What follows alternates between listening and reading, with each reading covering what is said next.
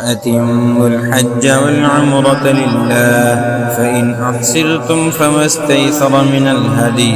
ولا تحلقوا رؤوسكم حتى يبلغ الهدي محله، فمن كان منكم مريضا أو به أذى من رأسه ففدية من صيام أو صدقة أو نسك، فإذا أمنتم فمن تمتع بالعمرة إلى الحج فما استيسر من الهدي، فمن لم يجد فصيام 3 أيام في الحج و7 إذا رجعتم، تلك 10 كاملة، ذلك لمن لم يكن أهله حاضر المسجد الحرام. واتقوا الله واعلموا أن الله شديد العقاب.